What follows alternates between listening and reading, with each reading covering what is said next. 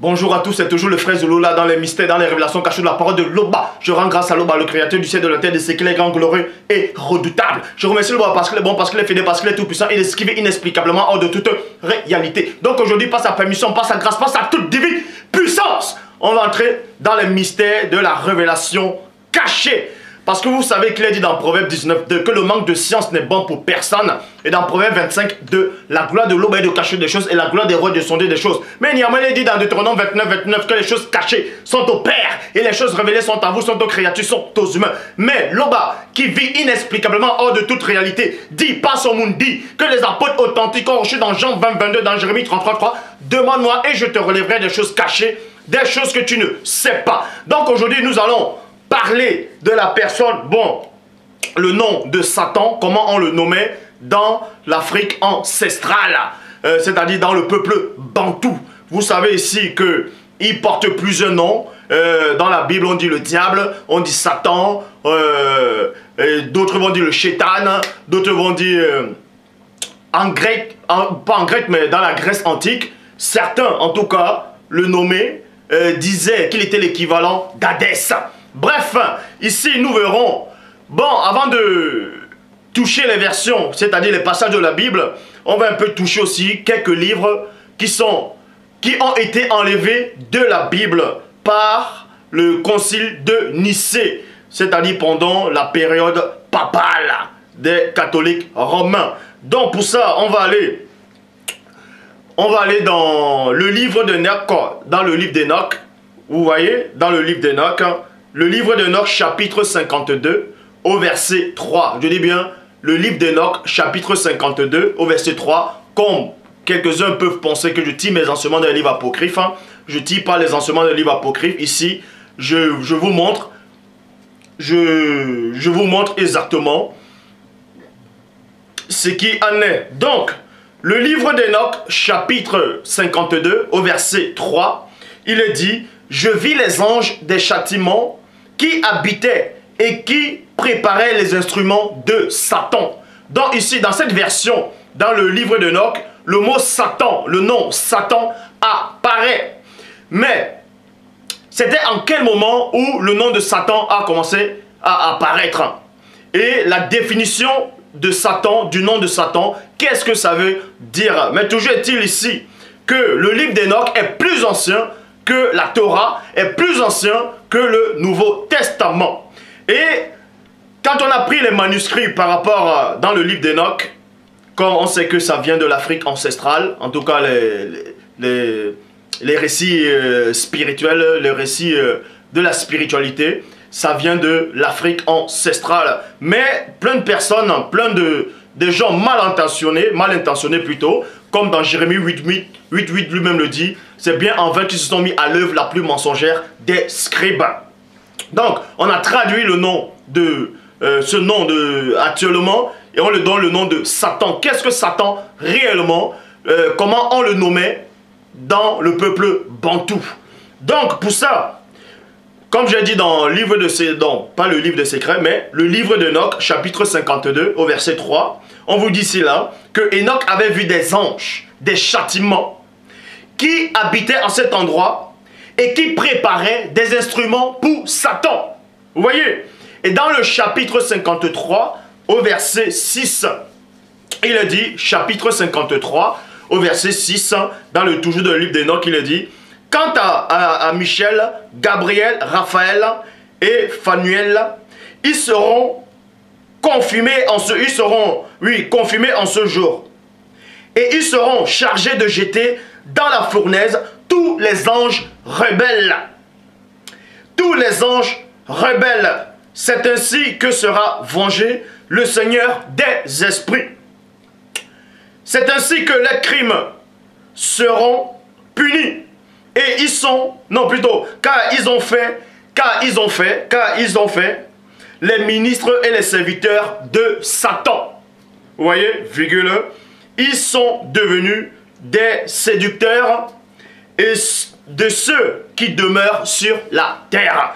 Dans le livre d'Enoch, en tout cas l'une des versions du livre d'Enoch, parce qu'il existe tellement de versions, dans l'une des versions du livre d'Enoch, dans le chapitre 52, et verset 3, et aussi dans le chapitre 53, verset 6, on fait allusion au personnage de Satan, dont le nom Satan apparaît. On vous dit cela que c'est un mauvais esprit, c'est un esprit du mal. Donc, ensuite, nous irons aussi dans un autre livre, dans l'Ancien Testament. Vous voyez, on parle aussi de Satan dans l'Ancien Testament. Je ne vais pas prendre Chronique, où on fait allusion à Satan par rapport à qui il a cité David, parce que là, le mot, c'est-à-dire le mot où on dit que Satan est l'esprit du mal, ou le mauvais esprit, ou l'ennemi de Dieu, n'apparaît pas dans le livre de Chronique. Mais on dit juste que Satan a poussé David à faire le dénombrement. Satan s'est levé un jour pour faire du mal au peuple d'Israël. Mais, toujours est-il que dans le récit de Chronique, il faut d'abord premièrement savoir qui est l'auteur du livre des Chroniques. Qui est l'auteur des livres des Chroniques? Mais ici, dans le livre de la sagesse, vous devez remarquer que le livre de la sagesse, c'est un livre qui fait partie de l'Ancien Testament, mais qui ne se trouve pas dans toutes les versions des Bibles. On retrouve le livre de la sagesse dans la version de la Bible en français courant. Mais il y a eu, c'était remanié. Vous voyez, c'était remanié. Or, les plus anciennes traductions des Bibles en français courant, le mot Satan apparaît dans la Bible de la sagesse, dans le chapitre 2 au verset 24. Il est dit, c'est à cause de la jalousie de Satan que la mort est entrée dans le monde. Et les partisans de Satan doivent la subir. Point. Donc, comme j'ai dit au début, dans d'autres civilisations, Satan, on lui donne un autre nom. Vous voyez, il porte un autre nom. En tout cas, ici en Europe, on dit Satan. Bon, la vérité, c'est quoi? C'est que la spiritualité vient de l'Afrique. Ça, on le sait. On n'a pas besoin de refaire un enseignement sur ça. Comme je disais souvent que la spiritualité est une question de race. Bon, dans les peuples bantous, c'est-à-dire à l'époque dans l'Afrique ancestrale, au peuple bantou, il y avait un groupe déjà bien ancien qui était déjà dans l'Afrique, qui nommait déjà le personnage de Satan. Mais on ne disait pas Satan, le mot Satan, puisque Satan c'est une traduction. Et c'est des années plus tard que les faux juifs ont pris les récits africains, ils ont traduit le mot de Satan. Vous voyez, ils ont traduit le mot de Satan en gros, Satan, qui veut dire, bon là on va vous expliquer, on va aller tout doucement, en Bakoko, vous voyez c'est toujours dans l'Afrique ancestrale, là-bas, c'est toujours en Afrique, les Bakoko existent toujours, mais les plus anciens encore, en Bakoko on disait Lab, Lemb, donc mauvais esprit sous forme de serpent, boa, donc un boa, un mauvais esprit, c'est-à-dire dans la Bible, on les appelle ceux qui sont possédés, qui ont le python en eux, c'est-à-dire le serpent boa, le mauvais esprit, le serpent mauvais esprit, c'était les nécromanciens qui avaient ce serpent-là, le python, les dieux de Bonaventure. Mais ce serpent-là, ce démon, en fait, c'est un démon reptilien. Et le démon reptilien, c'est un esprit occulte, c'est un mauvais esprit. Et dans l'Afrique, déjà, loin, bien avant, on nommait déjà ce démon-là. Et en Douala, on l'appelait Nyungu. Vous voyez, Nyungu, c'était un mauvais esprit en forme de serpent, c'est Nyungu. Et les ancêtres dans l'Afrique ancestrale nommaient déjà Satan, mais pas le mot Satan. On l'appelait comment? Mundi Mabobé. Mundi Mabobé. Donc le Mundi Mabobé, ça veut dire mauvais esprit. Ça ne veut pas dire, ne confondez pas avec Mundi Maloba. Mundi Maloba, c'est l'esprit de Dieu. Ou bien, quand on dit Mundi Mabouam, Mundi Mabouam, c'est le bon esprit. Ou bien, Mundi Mamosangui, on va dire c'est l'esprit saint, ainsi de suite. Mais quand on dit ici, Mundi Mabobé, c'est mauvais esprit. Et vu que l'entité connue actuellement sous le nom de Satan, c'était la première entité qui avait chuté. Donc en cela, il est devenu mauvais. Et en cela, son nom, on l'a qualifié de Mundi Mabobé. Et maintenant, la traduction, quand la traduction en hébreu de Mundi Mabobé par rapport aux actes qu'il commettait, c'était l'adversaire. Vous voyez, ça se traduit en adversaire ou bien accusateur. C'était ce mauvais esprit-là qui était l'adversaire du peuple de Dieu. Vous voyez, qui était l'adversaire des lois de Dieu. C'est en cela où on parle de lui dans le livre des Chroniques, que Satan, c'est-à-dire l'adversaire, l'accusateur, Mundima Bobé, le mauvais esprit, s'est élevé un jour pour faire du mal à Israël, pour pousser Israël à commettre le péché devant le divin. Donc, je dis encore, parmi les anciens peuples bantous, Satan, on le nommait déjà, c'était Mundima Bobé. Et dans toutes les versions, je dis bien, dans tous les passages où on fait allusion à Satan, dans la Bible, c'était traduit Mundima Bobé, le mauvais esprit. Mais ils ont remanié les traductions, ils ont mis Satan pour faire croire que Satan n'était pas mauvais. Bref, le Nouveau Testament l'a aussi diabolisé et c'est très bien. Donc, Satan, c'est le Mundima Bobé, parce que c'était le premier esprit. Parce qu'il y a beaucoup de Mundima Bobé, donc il y a beaucoup de mauvais esprits. Les mauvais esprits, c'est quoi? Les démons, les anges déchus. Mais le tout premier, on l'avait qualifié Mundima Bobé, le mauvais esprit, parce que les patriarches à l'époque étaient accoutumés à voir des anges. Les anges qui marchaient selon Dieu. Et ces anges-là, les ancêtres les appelaient Mundi. Vous voyez, Mundi, c'est les esprits. Donc Mundima Bobé, les bons esprits. Mais le nom ange, vous voyez, le nom ange, ça veut dire envoyé, ça veut dire envoyé. Mais aussi, dans ce peuple bantou, on ne disait pas ange. Mais actuellement, dans certains peuples bantou, on dit angel. Mais c'est toujours c'est toujours une forme de angel, c'est avec les mots actuels. Mais les anges, en tout cas, on parle d'eux dans le deuxième livre. Le mot ange, chez les Sawa, c'est Loma. Loma, ce sont les envoyés. Et les anges sont des envoyés, donc sont des Loma. Vous voyez? Mais on explique tout ça dans le deuxième livre qui va pas tarder. Donc, dans les récits africains, toute l'histoire des patriarches, ils ont repris cela, ils ont réécrit la Bible, ils ont remanié, changé les mots des langages, ils ont changé les lieux de naissance, ainsi de suite. Donc, le premier esprit qui a séduit la femme, en tout cas Mouto, c'était le Mundima Bobé qui avait possédé ce serpent. C'est pour ça qu'il était associé à ça. Et d'autres anciens les appelaient le Nyungu. Nyungu. Donc, c'est le Nyungu qui avait séduit la femme. Parce que c'était un serpent mauvais, un esprit de serpent. En tout cas, c'est un mauvais génie. Mais c'était le Mundima Bobé qui était là-dedans, c'est-à-dire Satan.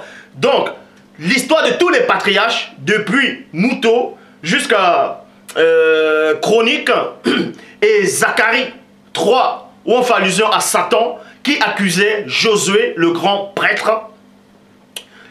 Là, les anciens récits, on ne disait pas Satan, on disait Mundima Bobé, donc le mauvais esprit. Donc Satan, c'est bien le mauvais esprit, c'est lui qui égare le monde. Et Apocalypse chapitre 12 au verset 9, Jean, l'apôtre de Christ, a eu cette révélation. C'est pour ça qu'il a associé, il a bien associé ce serpent ancien, en tout cas cette entité qui était dans ce serpent, il a associé ce jadis ouin, il a associé ce Mundima Bobé, il a associé ce Satan de Chronique, il a associé ce diable-là sur une seule et même entité parce qu'il avait eu cette révélation. Dans Apocalypse chapitre 12 au verset 9 qui dit: il fut précipité le grand dragon, le serpent ancien qui est appelé diable et Satan. C'est une seule et même entité. Maintenant vous voyez qu'il y a certains blogs ou certains livres apocryphes ou des livres que d'autres gens qui vont dire qui sont inspirés même dans certains récits africains. On veut vous faire croire que le diable n'est pas mauvais, qu'il est le garant de la loi. Non, plutôt que Satan est le garant de la loi, qui pousse les gens à bien faire devant Dieu. Mais vous ne devez pas ignorer ici que tout ça, c'est purement diabolique.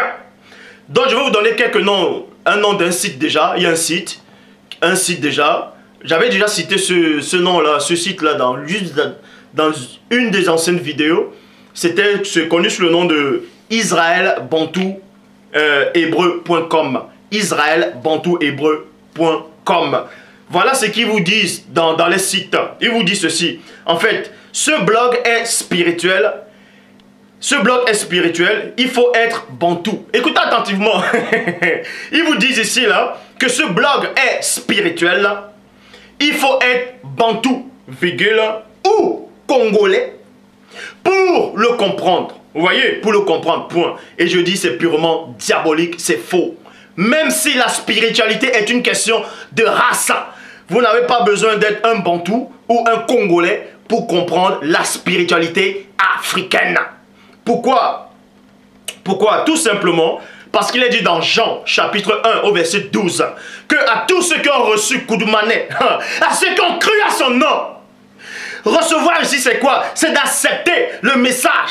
Et croire ici c'est quoi? C'est d'appliquer la parole du divin. Donc celui, peu importe ta race, peu importe ta couleur, peu importe ta nationalité, quand tu acceptes le message, quand tu acceptes le Dieu véritable, et que tu marches selon sa loi, selon ses ordonnances, selon sa parole, et que tu appliques. On vous dit ici dans Jean chapitre 1 au verset 12, Bible seconde 21, mais à tous ceux qui l'ont accepté, à ceux qui croient à son nom, virgule, elle a donné le pouvoir, elle a donné le droit de devenir enfant de Dieu, de l'Oba, du divin, de Tété. Et dans Jean, maintenant, on vous dit qu'il faut être bantou, il faut être congolais, ou bon, il faut comprendre une langue, soi-disant dans une spiritualité africaine, pour comprendre la spiritualité africaine ou des révélations. Et ça, c'est purement diabolique. Et ça n'écrit nulle part. Parce qu'il est dit dans Jean, chapitre 14, au verset 26.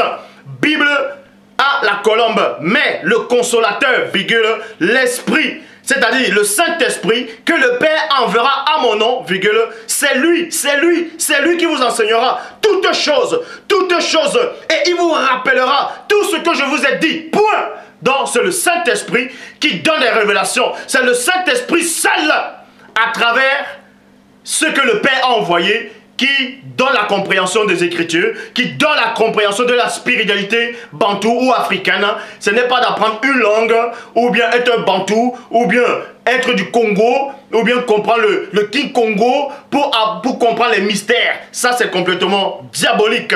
Donc, dans ce site-là, un gros mensonge. Le site bantou hébreu, je dis, c'est diabolique.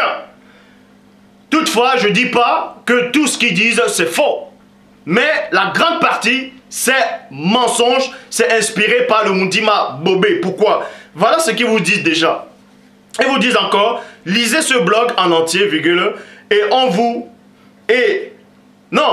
va vous ouvrir les yeux. Ouvrez, écoutez attentivement, dans le site ils disent, lisez ce blog en entier, virgule, on va vous ouvrir les yeux. C'est Dieu qui ouvre les yeux. C'est Dieu seul qui ouvre les yeux. Ce n'est pas un homme qui va vous ouvrir les yeux. Quand Élisée était à la forteresse, le disciple d'Élisée a dit quoi? Il avait peur.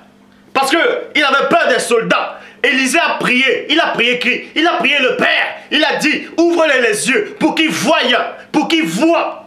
Et Dieu, dans sa présence, dans sa puissance, dans sa grâce, dans sa bonté, dans son amour, a ouvert les yeux aux disciples d'Élisée et il a vu les anges, il a vu le monde spirituel. Ça veut dire qu'il a vu la révélation, il a compris la révélation. Mais dans ce site-là, bantou hébreu, israélite, on vous dit ici là, que lisez ce blog en entier, virgule, on va vous ouvrir les yeux. Mensonge! Seuls ceux qui ont véritablement reçu la puissance et le Saint-Esprit du Père ouvrent les yeux aux autres. En tout cas, par l'Esprit. Et ils poursuivent dans le site, ils vous disent, ils ont tué le blog bantou hébreu, le blog israélite bantou, parce que ces blogs dérangeaient, mais peine perdue. On n'a plus de 100 blogs actifs maintenant. Bien-aimés, écoutez attentivement ce qu'ils vous disent. Ils écrivent, bien-aimés frères et sœurs bantou. Vous voyez, bien-aimés frères et sœurs bantou. Déjà, ils mettent les autres races, les autres couleurs à côté déjà. Ils les séparent parce que, en tout cas dans les sites, dans cette spiritualité soi-disant africaine, ils vous disent que les blancs, les autres couleurs ne seront jamais sauvées. Et il essaie même de donner des versets pour essayer d'expliquer ces choses-là. Mais bon, ici là on vous dit, bien-aimés et sœurs Bantou, je vais vous dire un secret. Écoutez attentivement. Ils vous disent dans ce site-là qu'ils vont vous dire un secret. Bon, écoutez alors ce secret-là.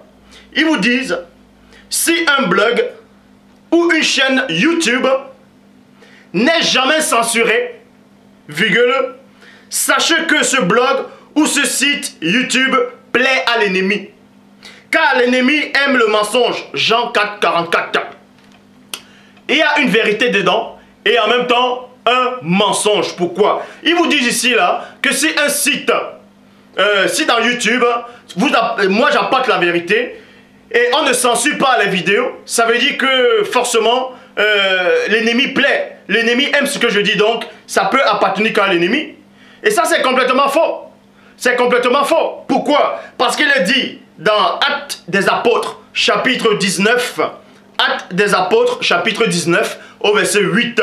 Ensuite, Paul entra dans la synagogue où il parla librement, point. Pendant 3 mois, il discourut sur des choses qui concernent le royaume de Loba, s'efforça de persuader ceux qui l'écoutaient.